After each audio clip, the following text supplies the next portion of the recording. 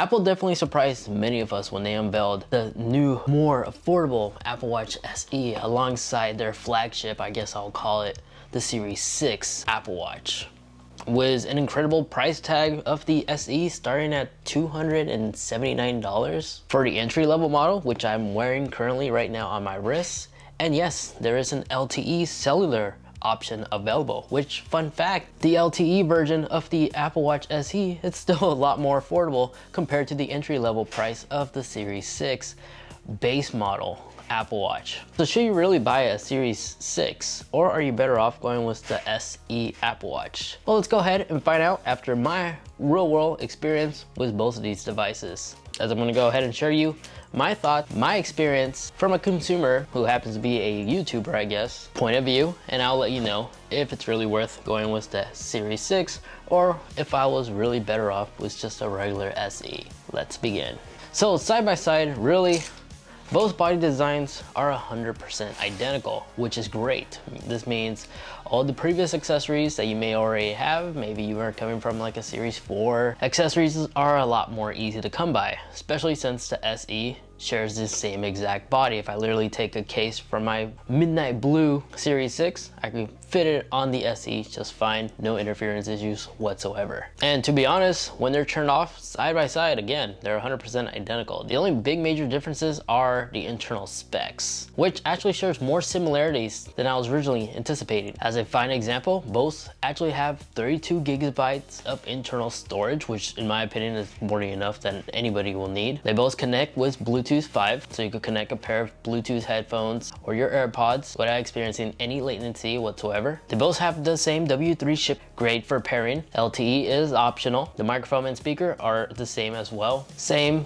two size choices to choose from, 40 and a 44, and they both share the same exact water resistant rating, up to 50 meters. Accelerometer is exactly the same, just the only big major differences are the internal chips. For instance, the Series 6 is said to be 20% faster, but from my real-world experience, the S5 chip that's found on the SE still is fast enough. Really, there probably is only a couple milliseconds differences in terms of its overall performance when it comes to loading general apps and such. Wi-Fi is slightly better on the Series 6 as it not only supports the 2.4 gigahertz network, but can also support 5 gigahertz. But this doesn't really matter much because it all depends on the router that your home is using. The advantages of having a 5 gigahertz broadband access is download time and speeds will be slightly better on the Series 6. Whereas the SE, it can only connect to a 2.4 gigahertz network. But from my real world experience, I didn't really notice that much of a download difference in speed. So their displays are again 100% identical. Both are using the same exact hardware. Just however, the SE is locked and it's always on display technology. For instance, the always on display is only available for the Series 6, which in my opinion isn't so much of a deal breaker. It's cool to have, but it's not really necessary. The first 5 first generation Apple Watches were just fine without this feature. These two displays look really sharp even in direct sunlight. Now when we flip the two Apple Watches on their back, new for the Series 6 is the blood oxygen sensor, which means there's additional sensors in the back here. Of course, it still has its ECG, which is why it has this Iron Man looking ring around the backside. Where was the SE? It doesn't have this, but it does have the heart sensor. In fact, if we go ahead and compare it against other generation Apple Watches, I literally own every single generation. If we go ahead and take a stainless steel Series 1 Apple Watch and put it alongside, in my opinion, it still looks a lot better. But if you take like a Series 4 or a Series 5, you'll see what I mean by that ring that is missing because it doesn't have ECG hardware inside it. And if we take a general sport Series 2 or 3 Apple Watch and put it right underneath, you'll see that's literally right in the middle in terms of premium quality, which isn't bad for a affordable modern day Apple Watch. So the Series 6 comes available in 3 different chassis materials to choose from. You get the choice between aluminum, stainless steel, and then titanium. And it comes included in a bunch of color choices to choose from.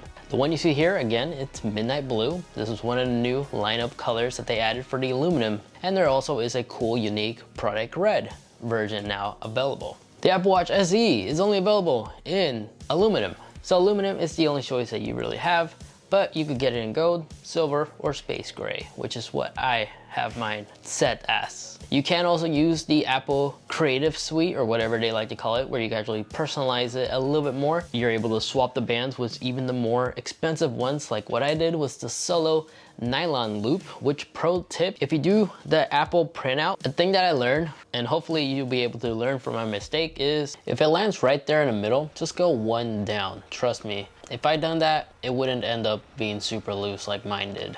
But if you're curious on what my experience has been like with the loop band, I love the material. I'm definitely gonna go ahead and swap this, as Apple is now doing a swap program where you don't have to return the entire unit. You can just give them the band and they will exchange it for one that actually fits, which is what I plan on doing possibly right after this video. But this thing is cool and comfortable, just slightly more expensive than the traditional silicone one that they always use. But back to the subject at large.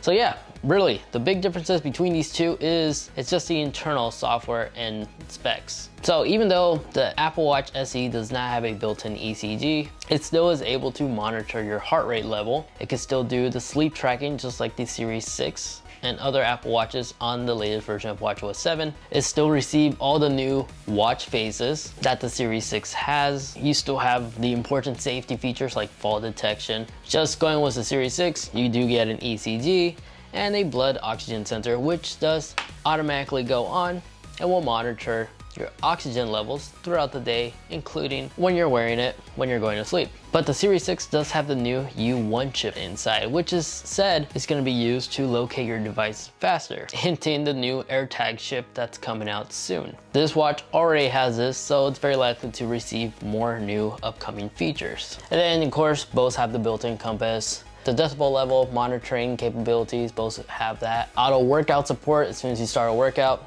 Both of these Apple Watches have sensors that will automatically detect when you're doing a workout and will activate automatically without you forgetting to accidentally log that exercise. Just a unique difference that the Series 6 does have that the SE doesn't is the always on altimeter, which is very useful if you're constantly finding yourself going on hikes. So if you're a hiker, I think you'll really appreciate this. But that's basically everything that you're getting when it comes to the price tag differences between these two. So at the end of the day, it really just comes down to personal preference. I know we all have different backgrounds. Some of us are on a really tight budget and some of us don't really care. The new Series 6, in my opinion, is perfect for anybody who has a medical history or just likes to monitor their overall health on a day-to-day basis. The ability to take an ECG and export that as a PDF, that's really impressive and can be a very useful feature to share with your doctor or something. And then the fact that it automatically will monitor your blood oxygen level, that's really neat too, to prevent any serious issues from occurring. Your Apple Watch will be able to notify you if it detects an unusual pattern. Then the SE can also help monitor your heart rate. So if it notices that your heart rate is at a low level when you're at rest, or your heart rate's really high while you're at rest, it will also be able to notify you. Just more information will be collected, of course, on the Series 6. And then after using both of these devices for a couple of days now, I want to say that the battery life percentage is almost identical between these two, but I want to say I could squeeze a little bit more on the SE than I can on the Series 6. At the end of the day, I'm left with a little bit more extra juice on the SE than I am with the Series 6, but this could be because the always on display and also the fact that the blood oxygen level monitoring usually goes on randomly, just like the heart rate. Either way, both of them will guarantee an all-day battery. But at the end of the day, I still think the Apple Watch, no matter which one you get, these two are still the best fitness trackers available in the market, especially the SE for having a very affordable price tag. And yes, both of these charge the same exact way on that little Apple Watch puck that we've been using even on the first generation Series 7000 or whatever that name originally was. The same way, like throughout the entire years of the first generation Apple Watch. So yeah, at the end of the day, it's all just a personal preference, but in my opinion, I'll be able to get away just fine with the Apple Watch SE. I still think after using this thing is absolutely amazing. There's really no noticeable performance differences. The only thing I have noticed is that notifications does come to my wrist slightly faster at times on the Series 6, but only like half a second or so faster. Not so much that it makes it extremely noticeable. Guys, if you'd like to see more, make sure to hit that subscribe button as I got more Apple Watch content coming out really soon. So in the meantime, if you want to find out all the cool hidden features that you can do on your new Apple Watch, make sure to watch this video over here as I go through a quick rundown on every important aspect, feature, all in 200 seconds or less. And then that video over there, that's just a video that YouTube is recommending specifically for you. Again, thank you so much for watching. Take care, and I'll catch you all in the next one. See ya.